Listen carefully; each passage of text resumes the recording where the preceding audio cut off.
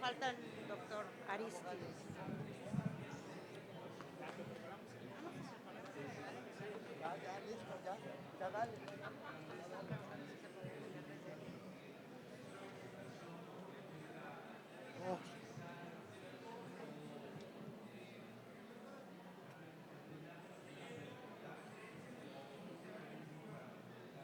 Hola, muy buenas tardes, tengan todas y todos ustedes. Es un gran gusto, es de verdad un placer, un honor estar aquí esta tarde para presentar este libro, ¿Qué podemos hacer por la democracia?, en compañía de pues varios de sus autores, a quienes saludo con muchísimo gusto, muchísimo respeto y admiración, al doctor Aristides Rodrigo Gutiérrez, Guerrero, perdón, Guerrero. Discúlpame. No importa, no importa. A la doctora Guadalupe Salmorán, al doctor Mauricio Merino y desde luego al doctor José Jesús Reynoso Núñez. Es un honor para mí tener unos minutos de su atención. Voy a fungir como presentadora y también moderadora de esta mesa, pues que comparto con tan destacadas figuras para comentar y presentar por segunda ocasión este libro que ya tuvimos el gusto de presentar en esta misma Feria Internacional del Libro hace unos días atrás. Quiero antes que nada agradecer al doctor Jesús Reynoso, no solo por invitarme a participar en esta segunda presentación, sino también por invitarme también a escribir un pequeño texto en esta compilación de trabajos. Pero además quiero agradecerle por el trabajo que realizó como coordinador de esta obra, que compila los textos de 14 distintos autores y autoras en torno a la democracia, sus valores y su oposición, la autocracia, a la representación política y la participación ciudadana, a las formas de gobierno, el federalismo y la administración pública, entre muchos otros temas, pues que revelan la dificultad implicada en el diseño, conceptualización y construcción de este proyecto editorial. Este libro es una invitación, como bien lo dice su título, a reflexionar qué podemos hacer por la democracia ante el panorama que nos ofrece su encuadre introductorio. Un escenario en donde las tentaciones de concentrar el poder y las pulsiones autocráticas siguen actuantes, en el que se registra un cada vez mayor desapego o desafección con la democracia, en el que vemos un incremento en la desconfianza ciudadana respecto de las instituciones del Estado democrático y donde, cito al doctor Diego Valadez, hemos llegado a uno de los puntos más acentuados del desprestigio de la política y de hecho es por ello que el IEPC ha dedicado este año en la Feria Internacional del Libro este stand y todo su programa de mesas y de presentaciones justo a recuperar la vida y práctica política para nuestra democracia. Y bueno, más que respuestas, lo que yo encontré en este libro son análisis, reflexiones, críticas sobre diversos eslabones o ámbitos de la vida democrática, que si bien inicialmente parecen inconexos, los temas son diversos y las aproximaciones metodológicas también, al cabo nos damos cuenta de que los textos de esta edición comparten una cualidad común. Digo yo que recogen los atributos irrenunciables de la democracia, fundacionales, conceptuales, prácticos, sus condiciones características básicas elementales, o dicho de otra manera, sus irreductibles. Lo que nos ofrecen no son recetas para armar, no son salidas fáciles ni obvias a los retos que están a la vista, más bien son coordenadas de lo que debe prevalecer, lo que es necesario perseguir o bien recuperar para mantener nuestra democracia. Este tomo arranca con dos textos pues más de corte teórico-conceptual que buscan explicar el profundo significado de la democracia, su comprensión desde los valores fundamentales que la sostienen y su definición en oposición a su contrario, la autocracia. Tanto el capítulo del doctor Dieter Nolen en el que aborda la tolerancia, la responsabilidad y la confianza desde su origen etimológico, su evolución histórica, su sentido político, filosófico y práctico, valores todos necesarios para el funcionamiento de la democracia, como el de la doctora Guadalupe Salmorán, que desarrolla los conceptos de la democracia y autocracia a través del repaso del pensamiento de Kelsen y Bobbio, que coinciden en destacar, creo yo, pues ambos capítulos de alguna manera estos atributos fundamentales del arreglo democrático, igualdad y libertad. Ideas que de hecho están presentes a lo largo de este libro y que me parecen son el corazón, la esencia del tipo de sociedad a la que aspira el Estado democrático. Salmorán recurre a la idea de la igualdad para explicar los fundamentos de la democracia, la contraposición entre democracia y autocracia no sería cabalmente entendida sin el principio de igualdad política. Nos dice, y citando ella a Bobbio, de acuerdo con él, el punto de partida de cualquier democracia que permite defenderla como la mejor forma de gobierno, o al menos la menos mala, es el presupuesto de que todo sujeto es el mejor juez de sus propios intereses. El reconocimiento que hace a los individuos igualmente libres, en tanto que tienen la capacidad de determinar sus propias decisiones y el destino político del Estado. La autocracia, en cambio, presupone que existe alguien superior a los demás, con capacidades, privilegios y derechos para decidir sobre el resto. En torno a estas ideas también reflexiona el doctor Reynoso Núñez en los 3 capítulos que nos regala en esta publicación, especialmente ahí donde analiza y explica el concepto, creo yo, a veces mal entendido, de las mayorías. El doctor Reynoso nos recuerda que la democracia no es el régimen de las mayorías, sino el de la igualdad y el de los derechos. Es cierto que en democracia las decisiones se toman por mayoría, pero justamente lo que protege nuestra Constitución y la división de poderes es que esas decisiones nunca estén por encima de los derechos de nadie. Y lo explica muy claramente y de manera pues muy elocuente el doctor Dieter Nollien, a quien cito, cuando dice que una Constitución no expresa la voluntad de la mayoría, sino que revela un acuerdo básico entre las fuerzas sociales y políticas del país. Es una condición crucial para que la minoría acepte las decisiones mayoritarias que nos obligan a todas y a todos.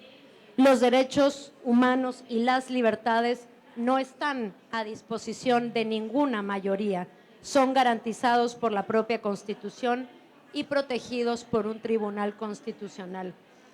En esta revisión de ensayos, el texto del magistrado Reyes Rodríguez sobre justicia electoral y democracia justo nos permite comprender cómo estos derechos y libertades son efectivamente protegidos por un tribunal constitucional que, tal como lo dice él mismo en el texto, y lo cito, permite resolver los conflictos electorales en el marco de paz social y estabilidad política. En realidad, creo yo que los trabajos de los tribunales electorales en nuestro país, que son altamente especializados, va más allá de la protección de los derechos político-electorales en específico.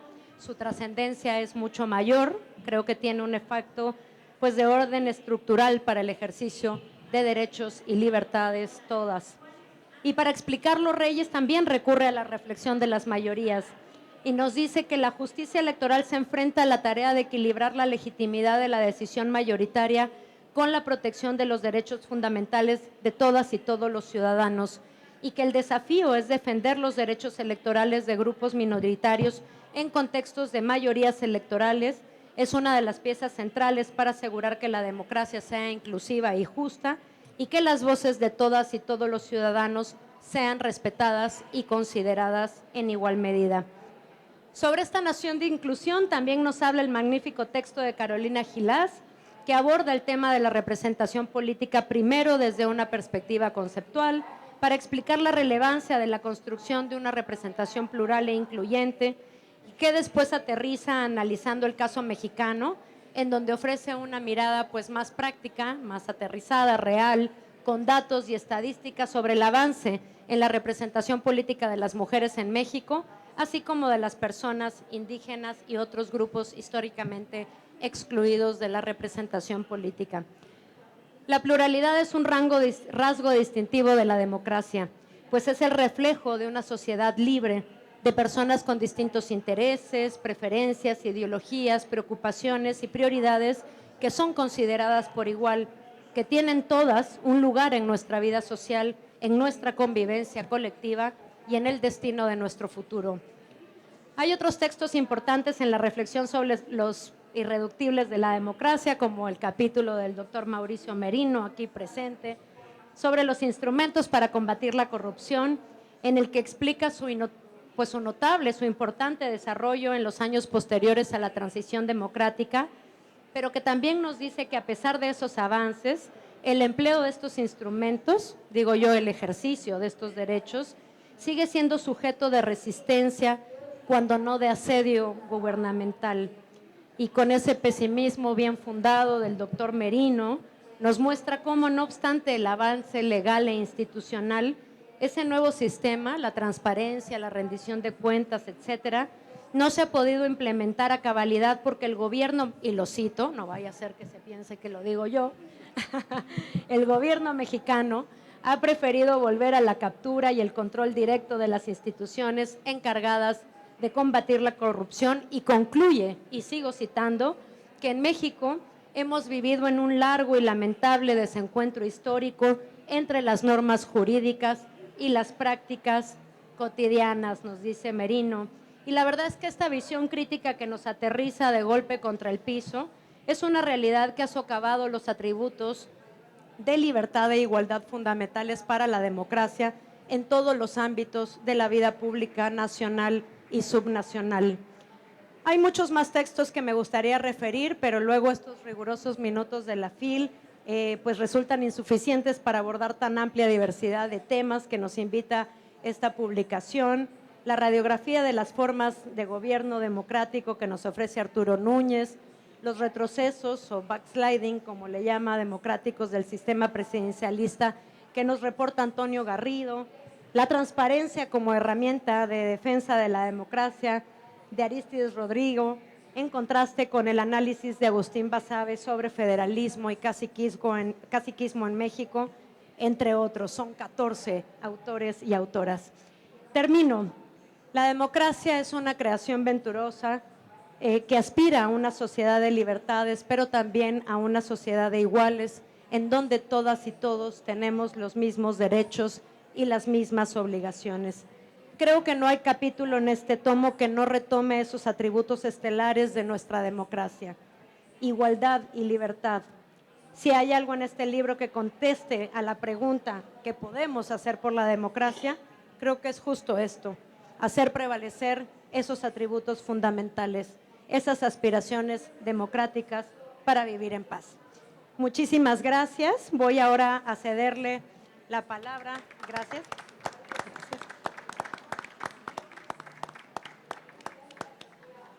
Muchas gracias por su atención.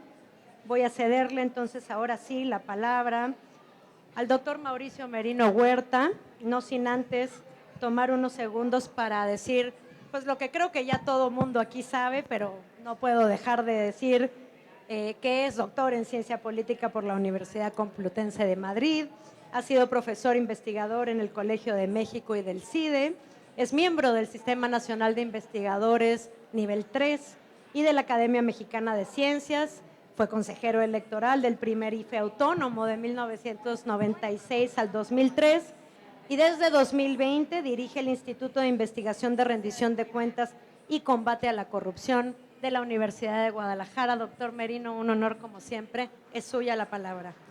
El honor es mío, porque yo no sé cómo le hace Paula Ramírez, la verdad, a quien se escucha bien, ¿verdad? Yo me oigo raro, aquí bien. Okay. Le hace Paula Ramírez, decía yo, porque está en medio del proceso electoral, está en la feria, dirige, coordina. La verdad, Paula, mis respetos, es muy impresionante. Yo estoy seguro de que el proceso electoral de Jalisco va a salir bien, porque no puede haber mejores manos para conducirlo que Paula Ramírez. De veras, lo digo de todo corazón.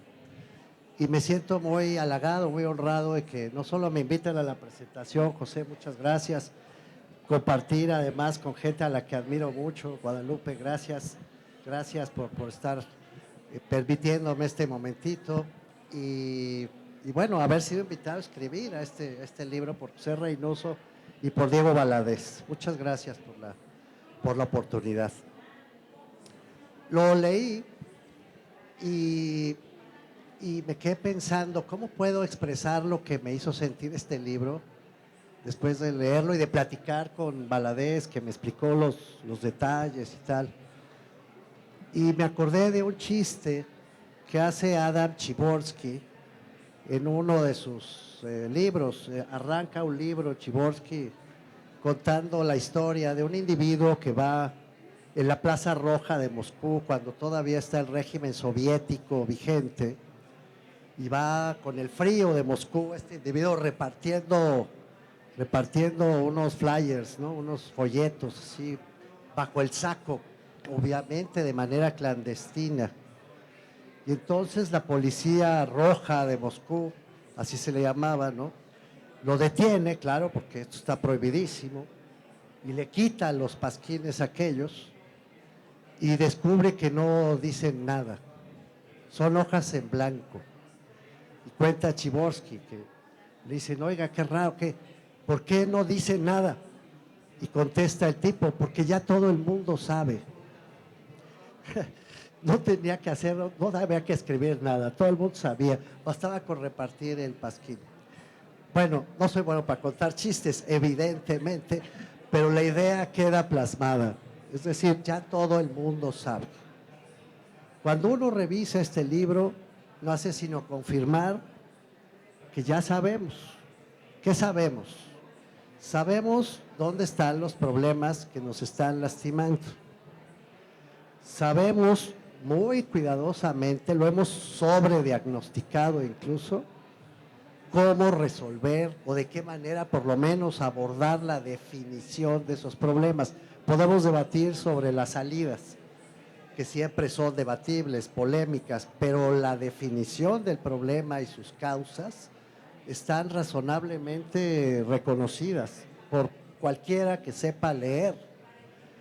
Y sabemos además que hay un obstáculo para esas soluciones, que es este intento que estamos viviendo, lo digo sin matices porque todos coincidimos y todas coincidimos, que es este intento de construir no un régimen político que va al pasado, sino otro régimen político que nos anuncia un futuro completamente diferente, en el que todo eso que hemos diagnosticado, que hemos definido, por lo que hemos peleado por varias generaciones, habría quedado atrás para instaurar una nueva forma de concebir el gobierno, donde la democracia, como nos explica José Reynoso en 3 capítulos, no es, y Dieter Nolen, ya lo dijo Paula, no repito, donde la democracia no es pluralidad, no es diversidad, no es solución pacífica de conflictos, no es una salida ordenada sobre la base de una norma pactada que todo el mundo respeta,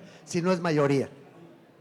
Punto, el que tiene mayoría manda y los demás se van. Donde los derechos fundamentales no están garantizados por el Estado mexicano a partir de la pluralidad cultural, regional, social, de género, sino a partir de una distribución directa de recursos públicos a través de transferencias monetarias, y eso satisface todo. Y donde sobre todo hay una sola lectura, una lectura lineal, vertical, de lo que debe ser el país, de cómo deben ser sus instituciones y de preferencia sin interferencia de ningún tipo, sin poder judicial, sin un poder legislativo latoso, sin órganos autónomos constitucionales, sin un INE libre, sin un YPC libre, verdaderamente autónomo, porque la mayoría manda y la mayoría quiere que haya alguien que tome todas las decisiones a nombre de la República, de la nación encarnada. Lo hemos dicho cuántas veces, no las llevo contadas, muchas.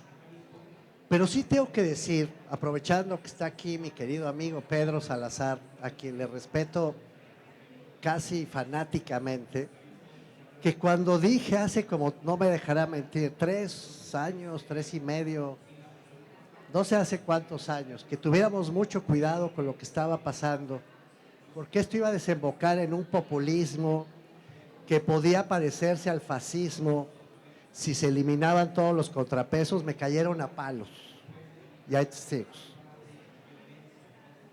Es ridículo mi contento, es el típico contento estúpido del intelectual que viene y dice: te estás muriendo, te lo dije, tenías que dejar de fumar. Así me siento. Es ridículo, pero ya está pasando. Lo que este libro en el fondo nos dice es: ya está pasando. Ahora sí va en serio, ya no es una predicción, no es un anuncio facilón, ya está pasando y lo pueden ver cualquiera que se atreva a abrir los ojos y ver. No abrir los ojos para imaginar lo que quiere ver, que es otra cosa, sino abrirlos para ver la realidad que tiene enfrente. Eso nos dice este libro capítulo por capítulo y nos recuerda una y otra vez que si seguimos titubeando frente a lo que está enfrente de nosotros, pues yo diré 100 veces, se los dije, pero ya será demasiado tarde. Yo felicito a Diego Valadez y a José Reynoso de veras por este esfuerzo de conciencia al que nos convoca este libro, y obviamente felicito a sus editoriales, unas gratuitas, la otra hay que vender, no sé cómo sea la cosa, Tendencias, pero hay que tener este libro, gratis o pagado, como sea, hay que tenerlo, de veras vale la pena, hay textos notables, deprimentes. Hay que tomar un antidepresivo antes de leerlo, pero hay que leerlo para levantar la conciencia. Enhorabuena, querido José. Abrazo a Diego Valadez y enhorabuena también al YPC con su valentía tradicional y su gran presidente. Gracias. Gracias a usted, doctor Merino, por su reflexión siempre tan crítica, tan asertiva también. Voy a darle el uso de la voz ahora a la doctora Guadalupe Salmorán Villar. Ella es investigadora de tiempo completo en el Instituto de Investigaciones Jurídicas de la Universidad Nacional Autónoma de México. Es doctora en Teoría Política por la Universidad de Turín en Italia y licenciada en Derecho también por la UNAM, investigadora del Sistema Nacional de Investigadores Nivel 3, pertenece al equipo de investigación del Observatorio Reformas Políticas en América Latina, es autora del libro Populismo, Historia y Geografía de un Concepto, publicado en 2021. Doctora, tiene usted el uso de la voz. Adelante. Bueno, muy buenas tardes. De verdad, muchísimas gracias por estar acá, se los agradecemos un montón. Obviamente agradezco el estar aquí con nuestras y nuestros ponentes y por supuesto agradezco la invitación de José Reynoso y Diego Valadez para contribuir, digamos, en esta obra, que ya lo ha dicho la consejera Paula, pues en el propósito y un poco de qué va el libro.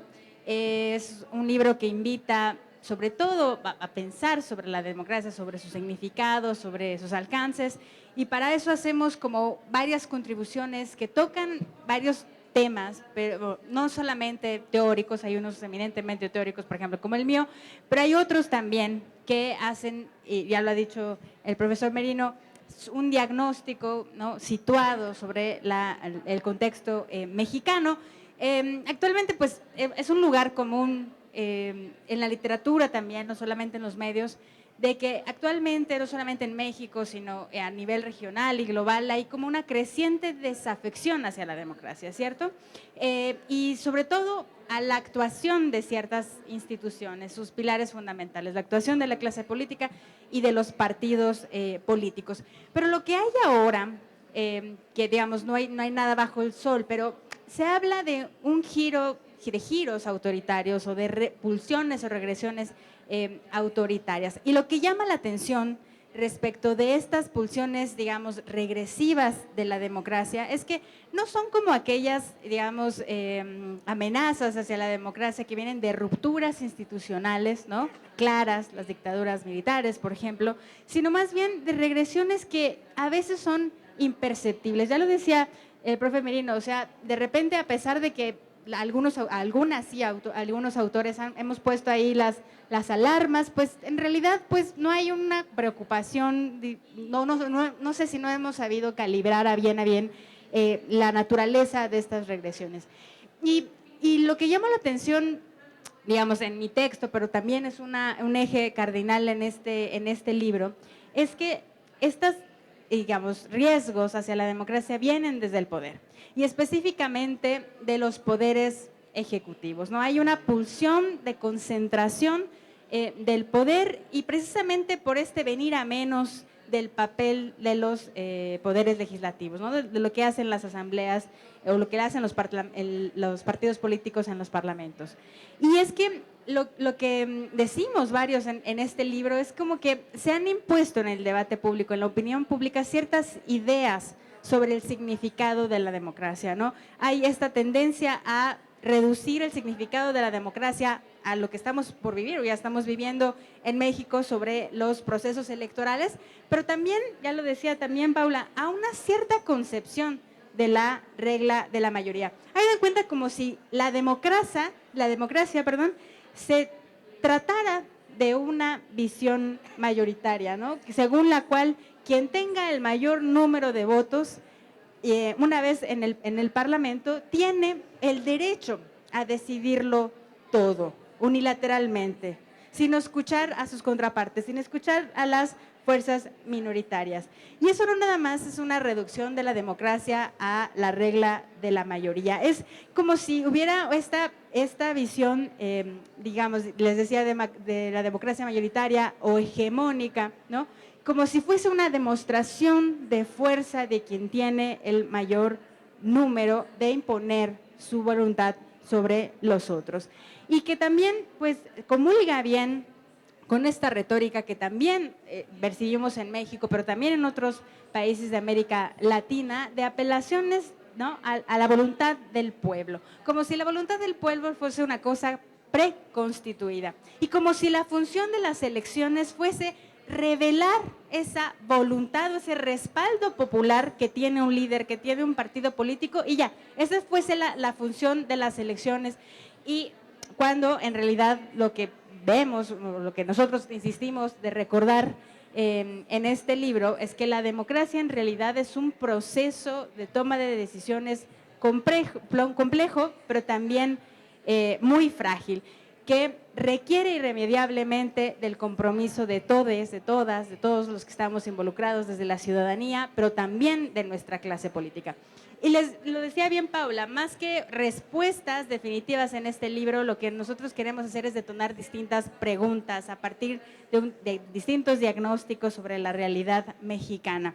Y es una invitación a repensar los principios, las instituciones y los presupuestos sobre los que descansa la democracia, pero déjenme decirlo así, también al mismo tiempo es un reclamo a nuestra clase política de que tenga una responsabilidad en el desempeño, el correcto desempeño de la democracia, porque lo que vemos todos los días es que en realidad hay una falta de compromiso, no solamente por consensuar democráticamente las reglas, sino también por echarlas a andar, ¿no?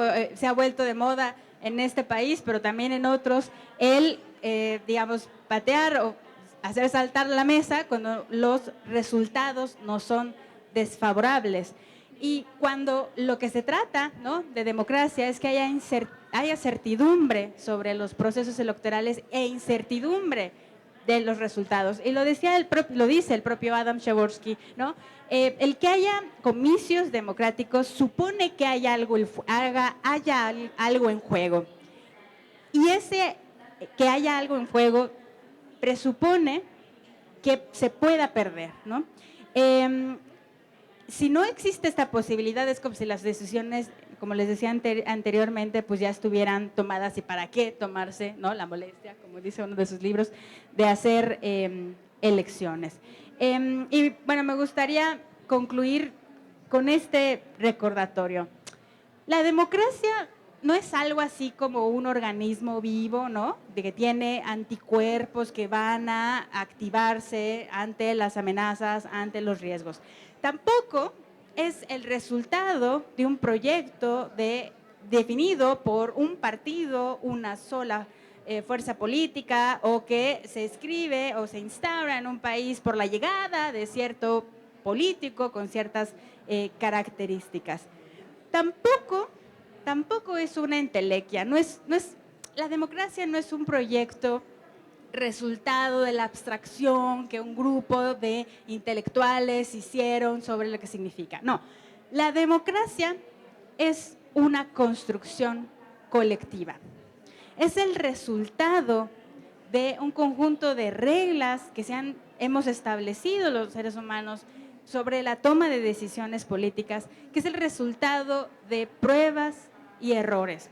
Pero en ese sentido tenemos que rescatar, según yo, el sentido de la democracia como un consenso, como un proyecto de y para la ciudadanía.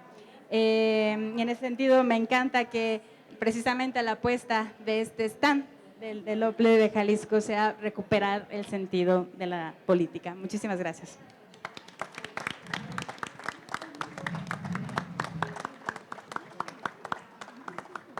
Al contrario, las y los agradecimos somos nosotros por haberla escuchado, doctora.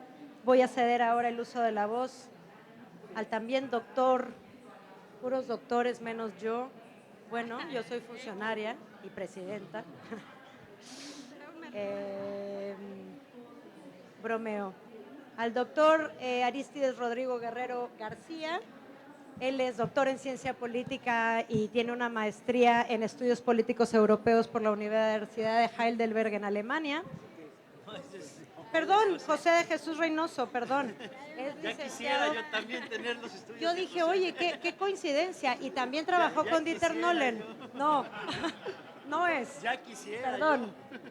Todo de nuevo, todo de nuevo. Eso es porque no traje como debía la cuestión impresa. Ya luego les platico por qué.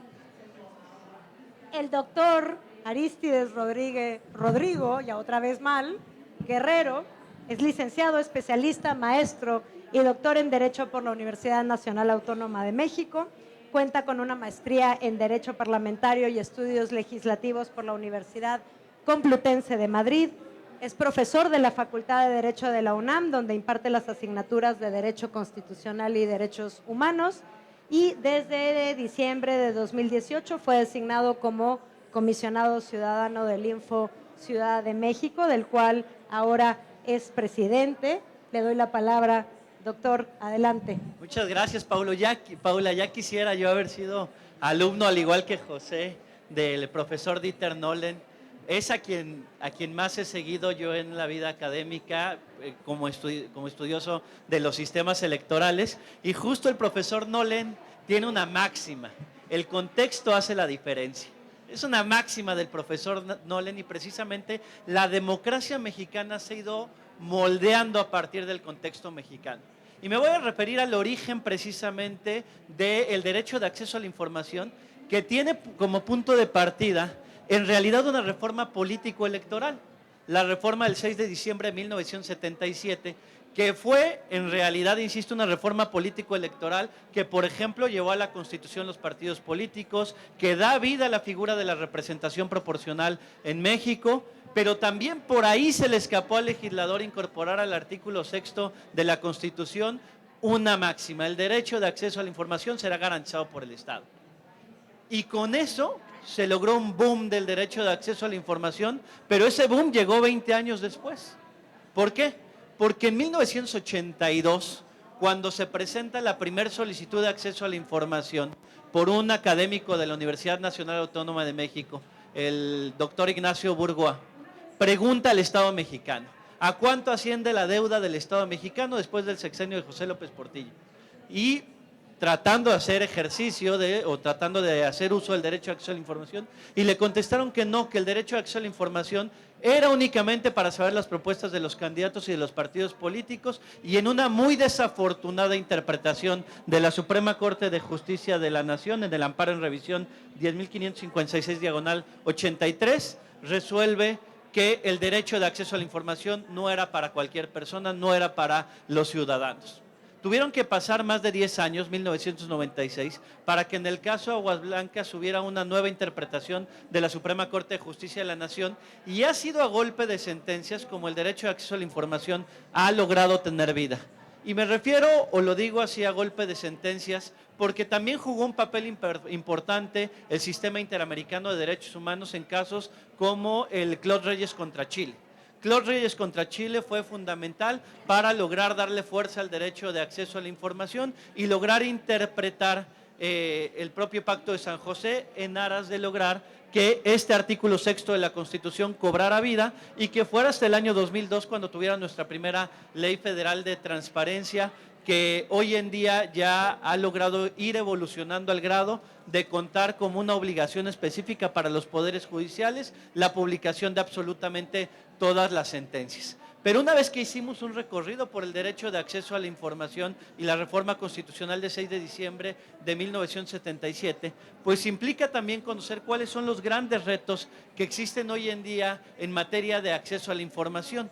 Y para poder hablar de los grandes retos en materia de acceso a la información, pues también implica la posibilidad de ser autocríticos y señalar qué se está haciendo bien, qué se está haciendo mal desde los propios órganos garantes en materia de transparencia, cómo a través de los recursos de revisión se puede lograr fortalecer la propia democracia y a través de la propia participación de la ciudadanía. Y precisamente por eso, en el texto que se presenta en este libro denominado ¿Qué podemos hacer por la democracia?, en un primer momento, insisto, se retoma parte del pensamiento de Dieter Nolen. De hecho, leí el primer capítulo, que es precisamente el de Dieter Nolen, y en donde habla de los valores de la democracia, y en donde habla como uno de los valores de la democracia precisamente el de la tolerancia. Y va desarrollando de manera magistral Dieter Nolen el cómo se puede ir fortaleciendo la democracia, y parte del fortalecimiento de la democracia lo vamos a encontrar también justamente en el uso eficiente del derecho de acceso a la información. Ya lo dijo Norberto Bobbio en su libro denominado El futuro de la democracia, la democracia en transparencia es el ejercicio del poder público en lo público. Es decir, el que como órgano garante, el que como colegiado el Instituto Electoral tenga una sesión pública, pues implica un ejercicio de democracia. El que como órgano garante de transparencia tengamos una sesión pública implica también un ejercicio de democracia, de apertura. El que las sesiones de la Suprema Corte de Justicia de la Nación sean públicas también implica un elemento fundamental para la democracia. Es decir, la publicidad se constituye como un elemento fundamental en toda democracia, y el lograr precisamente estas sesiones públicas. También en el propio desarrollo del texto, además de hacer un recorrido a través del derecho de acceso a la información y la evolución que se ha ido generando, podemos ver también cuáles son los límites que se han establecido en materia de derecho de acceso a la información. Los límites que se establecen en el artículo 16, segundo párrafo de la Constitución, con el denominado derecho a la protección de los datos personales. Entonces, constantemente, en los propios institutos de transparencia, llevamos a cabo ejercicios en los que tenemos que enfrentar el derecho de acceso a la información frente al derecho a la protección de los datos personales. Y me voy a referir, por ejemplo, a una resolución en materia electoral, aprovechando que estamos en este pabellón en el que contamos con un instituto electoral, en una resolución que fue denominada la resolución Arcoíris. Una resolución bastante interesante, en donde precisamente se enfrentó el derecho de acceso a la información frente a la protección de los datos personales. Y es una solicitud de acceso a la información que se presentó ante el Instituto Nacional Electoral, y en la que se le preguntó al INE cuál era la lista de candidatos que habían hecho uso de la acción afirmativa a favor de la comunidad LGBTIQ+. El INE en un primer momento contestó que solamente iba a proporcionar la información de aquellos candidatos que permitían, o más bien que habían determinado hacer público pertenecer a la comunidad LGBTIQ+. Sin embargo, cuando llega el recurso de revisión al propio órgano garante nacional, al INAI, el INAI precisamente hizo un ejercicio en el que puso en una balanza el derecho de acceso a la información y la protección de datos personales. Valga la pena señalar que la orientación sexual es un dato personal que además encuentra una categoría especial, que es la categoría de dato personal sensible. Pero al llevar a cabo el ejercicio de ponderación entre protección de datos personales y acceso a la información, señaló que todos aquellos candidatos que hacían uso de una acción afirmativa, llámese una diputación migrante, llámese una acción afirmativa a favor de la comunidad LGBTIQ+, o a favor de un pueblo o comunidad indígena, tenían que hacer pública la propia información. Y es así como en esta resolución el INAI permitió que las candidaturas participaran a través de dos vías, que decidieran si querían hacer pública la información, si querían participar vía acción afirmativa, sí tenían que hacer pública la información y señalar que estaban favoreciéndose una acción afirmativa, señalando una de las dimensiones también del derecho a acceso a la información, que es la posibilidad de que como sociedad conozcamos quiénes son los candidatos y quiénes son los candidatos que están representando a determinada comunidad, a la comunidad en este caso en concreto LGBTIQ+. Entonces fue una resolución de interés porque puso precisamente sobre la mesa la colisión entre el derecho de acceso a la información y la protección de los datos personales. Entonces en este libro denominado ¿Qué podemos hacer por la democracia?, precisamente se va dando cuenta de, en un primer momento, la evolución del derecho de acceso a la información, cómo fortalece la democracia,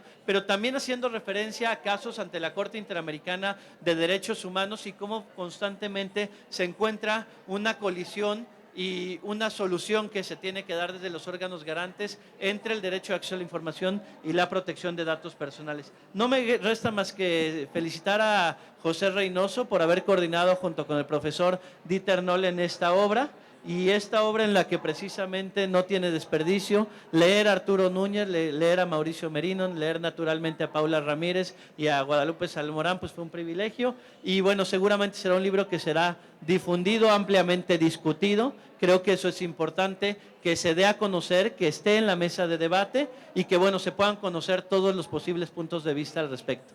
Muchísimas gracias.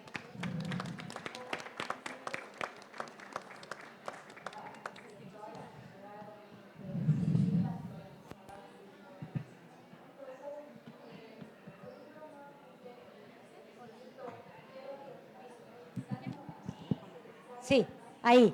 Muchísimas gracias otra vez al doctor Arístides Rodrigo. ¿Por qué le quiero decir Rodríguez, doctor? No sé qué tengo en la cabeza. Ahora sí, no me confundo. Voy a cederle la palabra al doctor José Jesús Reynoso Núñez, quien además de participar, obviamente, con algunos textos en este libro, lo coordinó. Él es doctor en ciencia política y tiene ahora sí una maestría en estudios políticos europeos por la Universidad de Heidelberg en Alemania. También tiene una maestría en Derecho Público con mención en Derecho Constitucional por la Universidad Católica de Chile y es licenciado en Derecho por la Universidad Panamericana, donde es profesor de Derecho Electoral. Fue consejero de este mismo Instituto Electoral y de Participación Ciudadana de Jalisco. Ha sido y es coautor con Dieter Nolen de la 4ª edición del libro Sistemas Electorales y Partidos Políticos, publicado en 2022, e insisto, es quien coordinó este libro. Doctor, tiene usted la palabra. Muchas gracias, consejera Paula. Buenas tardes a todas y a todos. Muchas gracias por los comentarios previos, consejera Paula, doctor Mauricio Merino, doctora Guadalupe Salmorán, doctor Rodrigo Guerrero. Muchas gracias también al IEPC por darme la oportunidad de que se presente este libro aquí. En mi exposición me referiré a 3 puntos, aspectos muy puntuales. Primero, al origen del libro. Segundo, algunas preocupaciones por la democracia. Y tercero, a algunas respuestas que propone este libro sobre qué podemos hacer por la democracia. Como relato en la introducción de este libro, surgió en algunas conversaciones con Carlos Ruiz Velasco. Él es un empresario tapatío muy destacado y conversamos con preocupación sobre lo que estaba sucediendo en nuestro país y valoramos qué podíamos hacer en conjunto. Precisamente en noviembre de 2022 se presentó aquí en la FIL la 4ª edición del libro Sistemas Electorales y Partidos Políticos. Y Dieter Nolen participó en la presentación y dijo algunas ideas que nos inspiraron para que esta idea que teníamos se convirtiera en un libro. Y lo cito, decía Nolen en aquel momento, refiriéndose al libro Sistemas Electorales y Partidos Políticos. Decía, sin embargo, cuando pasamos de una perspectiva pasiva, de ser expuestos a desafíos que provienen de fuera de nosotros, a una perspectiva activa que involucra la idea de que podemos aportar nosotros mismos algo a que nuestro futuro sea democrático, se revaloriza la obra. Se refería a aquel libro. Este cambio de perspectiva, sigo citando al profesor Nolen, representa una variante de la sugerencia de John F. Kennedy de no preguntar por lo que la democracia puede ofrecernos, sino por lo que cada uno de nosotros puede aportar a la democracia. Decía Nolen también, nuestro libro se centra en lo institucional y sus efectos. Las instituciones constituyen el andamio de la democracia. Las elecciones generan legitimidad a los gobiernos. Su integridad es condición imprescindible para la democracia. Ella depende, sin embargo, no solo de la calidad técnica de las instituciones, sino de la creencia, de la confianza de la gente en ella. El aporte de cada uno de nosotros podría consistir en informarse sobre la democracia, en conocer las instituciones y sus funciones, en saber diferenciar, en cultivar la comparación acorde con la experiencia de que quien conoce solo su propio país no lo conoce bien. Y termino la cita. Le comenté a Carlos Ruiz Velasco estas ideas y así se concretó este libro. Aquí también en la FIL visitamos a Larisa Curiel y a Iván Mosó en el stand de Ediciones Urano y comenzamos las pláticas para concretar este proyecto. Fue Dieter Nolen quien me sugirió que el libro fuera colectivo. Así que comenté la idea a Diego Valadez y aceptó participar. Diego Valadez y yo comenzamos a diseñar el libro y a convocar a las y los autores que finalmente integran esta obra que presentamos el día de hoy. Quisiera decir que en la experiencia esta semana en la FIL he observado que el título del libro llama la atención porque ofrece un enfoque para analizar la democracia. La ventaja de este título es que es una llamada a cada uno de nosotros a preguntarnos qué puedo hacer yo o tú por la democracia, cómo puedo contribuir para que en México se presenten los valores que trae consigo la democracia. De lo que hagamos cada uno de nosotros por la democracia depende el futuro de nuestro país. Citando precisamente a Nolen, la defensa de la democracia, dice él, no puede prescindir, y utiliza un término alemán, de una Haltung, es decir, de una postura individual y colectiva frente a ella.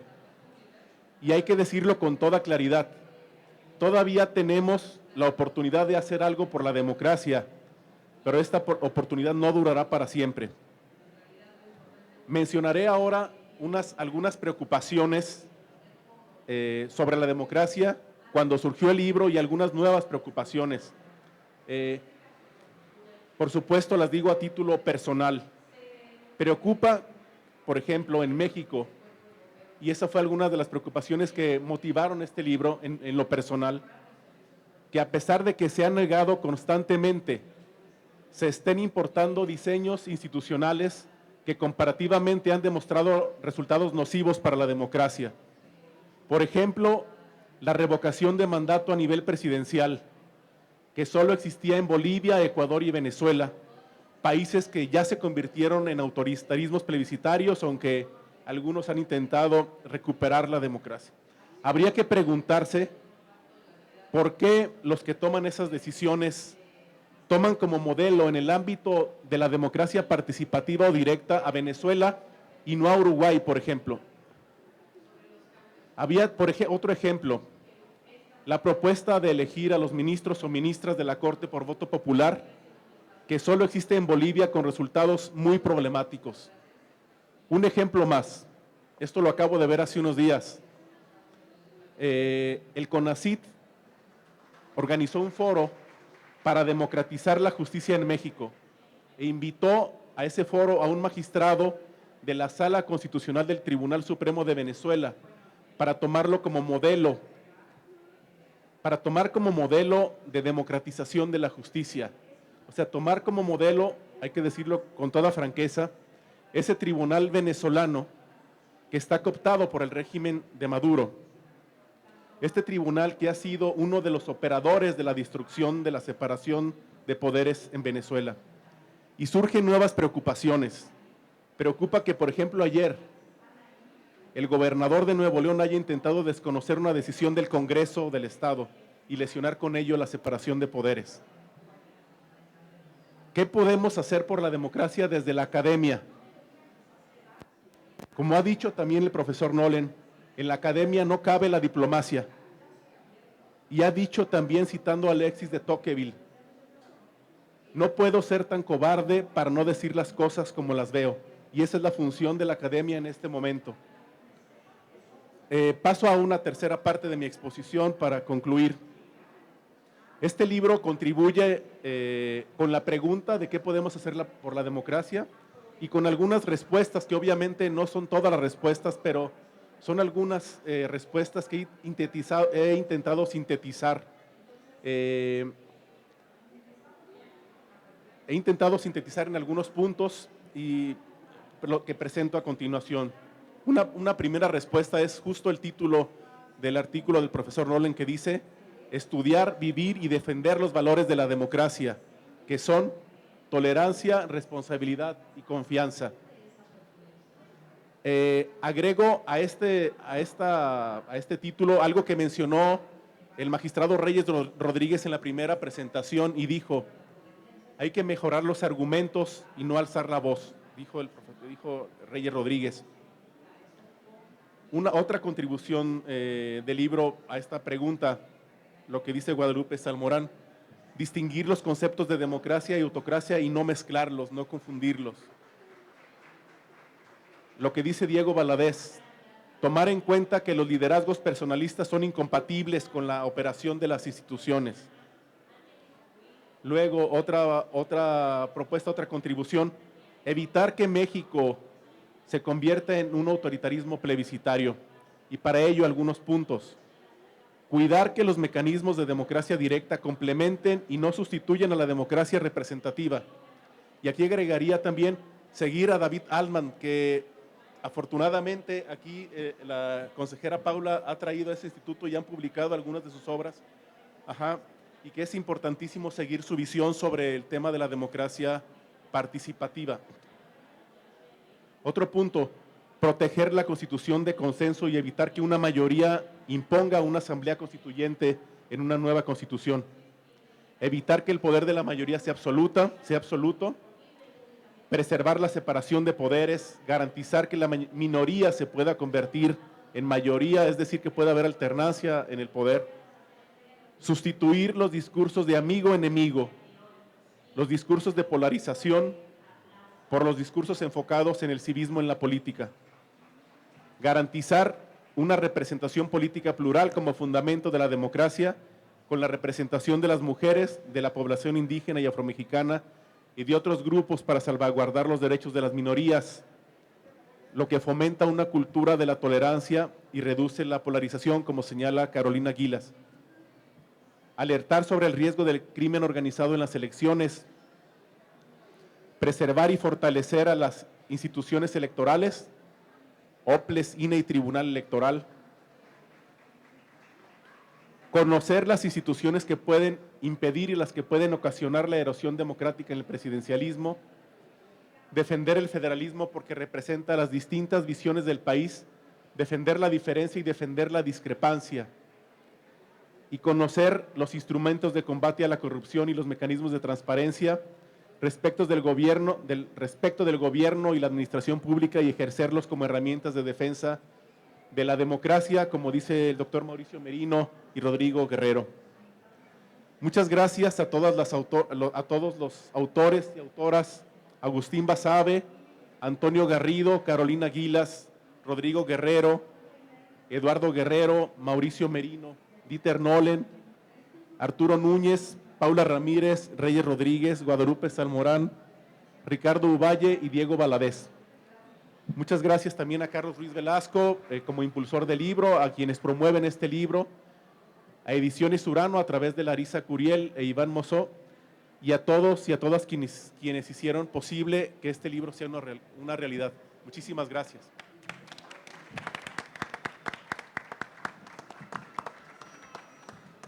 Muchísimas gracias a usted, doctor Jesús Reynoso Núñez, por estas palabras. José de Jesús, sí, pero si eres José de Jesús. Y yo siempre le he dicho así, nunca me ha hecho la corrección. Aquí en público me está haciendo la corrección. Gracias. Gracias por sus palabras, gracias por su presentación, gracias por coordinar este importante libro que es pues una constatación más, un recordatorio más de que las democracias no son una creación dada de una vez y para siempre. Y yo anotaría una respuesta más a esta pregunta de qué podemos hacer por la democracia. Me toca decir, pues ir a votar las próximas elecciones. Recordemos, las elecciones no son solamente la oportunidad para elegir gobernantes y representantes, también son la oportunidad para refrendar nuestra vocación democrática, nuestra aspiración por vivir en una sociedad de libertades, pero también en una sociedad de iguales, en donde podemos pues cohabitar las y los distintos. Muchas gracias otra vez. Esa oportunidad es el próximo 2 de junio. Gracias.